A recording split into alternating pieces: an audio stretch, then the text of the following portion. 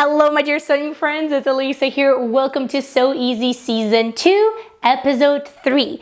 Now throughout these 2 seasons, we've done together some really fun and interesting garments, so I would definitely encourage you to take a look in the description of this video. All previous episodes will be right there, especially if you're gearing up for summer and you're looking for some fun ideas. But today we are going to be sewing really summery shorts that we have drafted a pattern for in the previous video. These shorts are mini culottes drafted from a circle. So let me tell you a little bit about this pattern so that way we can refresh our memory and we know for sure what we're working with. Now together in the previous video we drafted half a circle culottes. Here's a quick little muslin to demonstrate. But I personally prefer a quarter circle culottes, so that's what I'm going to be sewing today. However, whether you make a half a circle or a quarter circle culottes, the steps are going to be exactly the same. Here's my pattern, and as you can see, it is divided into a front and back pattern pieces. But if you'd like, you can leave it all as one and cut it as one pattern piece. I also have a pocket here situated in the side seam, but you can have any other type of pocket or no pocket whatsoever. It is totally up to you. The last part of this pattern is the waistband. Now when it comes to supplies for this project, I have a zipper, a little bit of interfacing, buttons, thread, and of course fabric. For the outside, I will be using simple cotton, no stretch whatsoever, and the same but in solid for the lining, since my fabric is a little bit see-through in the light. Lining of course is optional and purely based on the fabric that you're using. Here I have washed, dried, and pressed my fabric, so I will start by cutting 2 front pattern pieces mirrored and 2 back pattern pieces mirrored as well. Now I've noticed that some people find cutting pants a little bit confusing, ending up with 2 left legs and 2 right legs, and if that is so, no worries, I have a very detailed video for this topic and I will leave the link for you in the description. Now when it comes to the grain line of the pattern and where and how to place it when you're cutting your fabric, I was debating for the longest time about what would be the most logical solution in this particular situation, because we do have a lot of the edges that are cut off grain, and even more so when you're using culottes drafted from a half a circle. Now I've decided in my case to place grain line parallel to the center front and parallel to the top part of the center back. The grain line of the pocket is going to mimic the grain line of the front pattern piece, and the grain line of the waistband is going to be right here at the center back where we're going to be cutting it on the fold. All my patterns I draft without seam allowances, so I add them as I cut my fabric.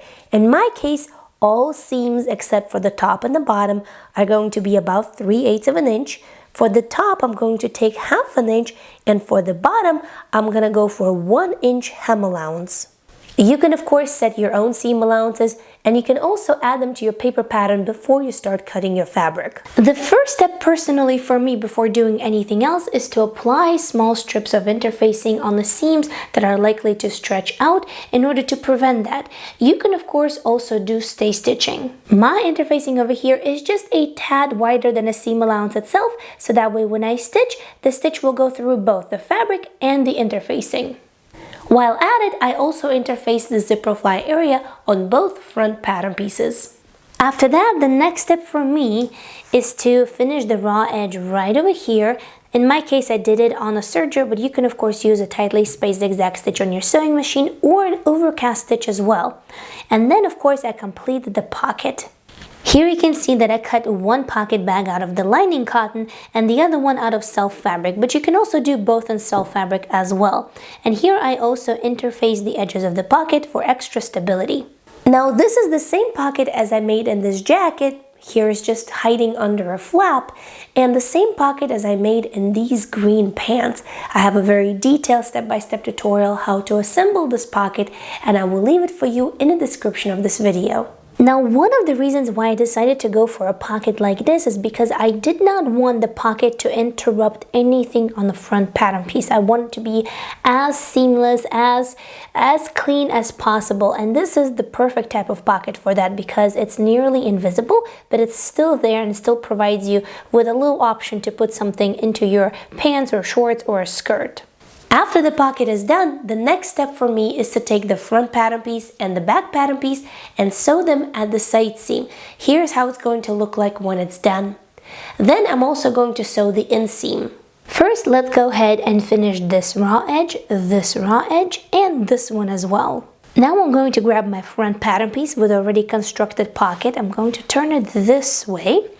And I'm going to grab my back pattern piece and I'm going to place them right sides together, aligning them at the side seam. For my next step, I'm going to sew them together with a straight stitch. But the trick here is to make sure that you actually don't catch the opening of the pocket, so that way your pocket is actually functional. When you put your finger over here, you can clearly feel the opening of the pocket, so you can use that as the guideline as you're starting to sew. Or if you would like, you can use a heat erasable pen to mark the opening, or of course you can baste it as well, whichever way is easier for you. The point is to make sure that we don't catch the pocket. After I'm finished with the seam, I'm going to finish it with a serger. I'm back to my pressing mat because right now I'm going to lay my garment flat like this. And I'm going to press the seam allowance towards the back pattern piece and I'm going to press it.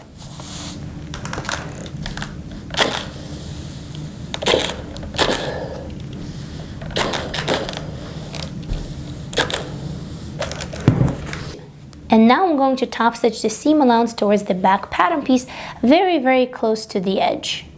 While I'm at it, let's also place the inner leg seams of the front and the back pattern pieces together and sew them with your seam allowance and then press them open. Alright, at this point it is time to join the left and the right sides together. For that, choose a side that you're going to place just like so. And now go ahead and flip it so they're both looking the same direction. And you're going to place the side that is right side out inside of the one that's wrong side out. And first we're going to align them at the inner leg seam, and you can put a little pin in there. Then you want to find the center front and put a little pin in there as well. And then you want to find the center back and do the same. Now at first it might seem just a tad confusing, but once you have joined these three main points, you will see that your pants look like this. Now I'm going to join them at the crotch, but before I do that, I need to make a little mark. So first what I'm going to do is, from top, right over here on the front pattern piece where the zipper is gonna go, I'm going to use a basting stitch up until about right over here, just a little bit before the end of the zipper fly. And from there, I'm going to switch to a regular length stitch and continue all the way up to the center back. Now I'm not going to go into the nitty-gritty of installing a zipper because I do have very detailed step-by-step with all of the visuals and everything else video on how to do this particular zipper. But I did want to give you an extra tip here regarding a zipper. If you have a chance, buy a zipper that's a little bit longer than what you actually need. This way you don't have to struggle around the zipper tab, and therefore your zipper and stitching around it is going to come out much nicer and neater. After the zipper is done, if you have a lining like me, it is time to assemble it. Now I have cut and prepared my lining just like the main pattern, minus the pockets and minus the zipper fly, and it is also a tad shorter at the hem. Now I'm going to place the lining inside my culottes, wrong sides facing, and pin. First I'm going to align it at the side seams and then at the center back. Now to avoid having a ton of pins, I'm going to baste it together with a hand sewing needle and thread. Once done, now let's talk about a waistband. Here are two pieces of the waistband cut on the fold at the center back, and I also wanted to show you that I cut them a little bit longer at the center front, about 2 inches longer or so. The seam allowance for the waistband is going to be the same as the seam allowance for the waist seam on culottes. First step for the waistband would be to go ahead and stabilize it with an interfacing. So I know this is a little bit unorthodox, but the first thing that I did was I actually took the waistband, the one that was interfaced, and I pinned it in so that way I can determine how long I'm going to make it on each side. And then I marked it. These are the markings without any seam allowances. Now on one side, I want my waistband to extend just as much as the zipper extends itself. And on the other side, there's going to be a little overlap where the button is gonna go. So here you can always take a button, sort of estimate using that. And I've estimated that this much will be just enough. I'm also going to make a marking over here. I'm going to write that this is where the button is gonna go. And so that way I know which side is which. Now I'm going to unpin my waistband. And we're going to make a couple of other little minor adjustments. Now this is what I'm going to do next. I'm working on a side with the button first, so with the overlap. This was the marking without any seam allowances, so I want to extend by 3/8 of an inch. That is going to be my seam allowance. And then I want to extend it by another 3/8 of an inch because I want to create a little overlap on the back side. You will see what I mean here in a second. Once I've done that, let's go ahead and we can trim the excess off. Now let's do that on the other side. Again, this is the marking without any seam allowances. So I want to extend it by 3/8 of an inch because that is going to be the seam allowance. And then by another 3/8 of an inch. So I'm marking my seam allowance here. And then another 3/8 of an inch. And now I can cut off the excess. Now I have placed one waistband on top of another, wrong sides together, aligning at the center back. And of course their length doesn't match because I have just shortened the one that was interfaced. And the one on the bottom I actually want to make 3/8 of an inch shorter. So first what I'm going to do is I'm going to cut off the excess. And then I also have to measure 3/8 of an inch away from the edge and cut that off as well. Like this. And I'm going to repeat exactly the same step on the other side as well. Now the waistband that's on the bottom is 3/8 of an inch shorter than the waistband that's on top on both sides. Before I move on to the next step, what I want to do is right here on the bottom edge of the waistband that wasn't interfaced, I want to do a straight stitch all the way from one side to the other. So that way I have a guide for pressing that edge of the waistband to the wrong side. I've stitched this line about 3/8 of an inch away from the edge, which was smaller than the seam allowance. So that way I have a little bit of the lip on the other side of the waistband when stitching it in a ditch. And a quick reminder that this is just how I go about this. You can do it any other way. There are so many different techniques when it comes to sewing. As always, find what works for you and you're free to do whatever is best in your particular circumstance for your project.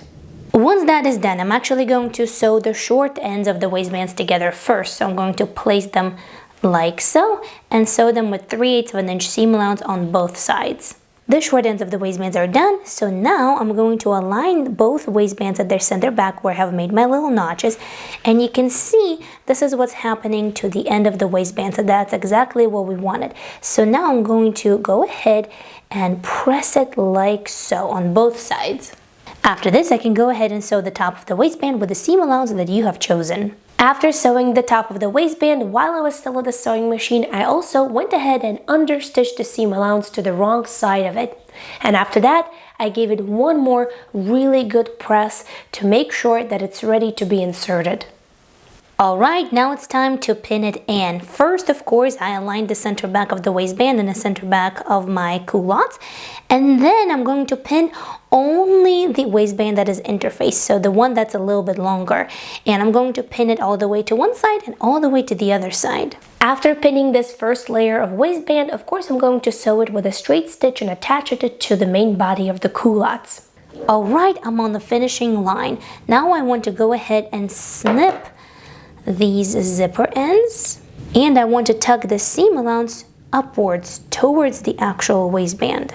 I also find that this is the fiddliest part of this entire project, so it may take a little while to get that waistband in there nice and flat.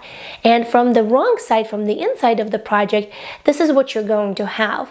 And then we're going to stitch it down from the right side of the garment, and we're going to stitch in a ditch.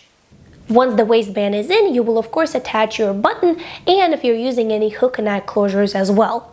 Now in this project there are two parts where I'm using hand sewing stitches. The first one is attaching the lining to the zipper, and the second one is finishing this little part of the waistband.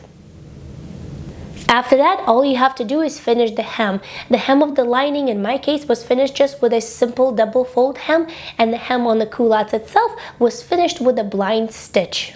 And that's it. Give your culottes another really great press and you're ready to rock them. Now, just like you, I absolutely love sewing. So here's an entire season of So Easy with some really fun and interesting ideas for your future projects. And I truly hope that you're going to enjoy them. I'll see you in the next video very, very soon. And in the meantime, happy, thoughtful sewing. Bye!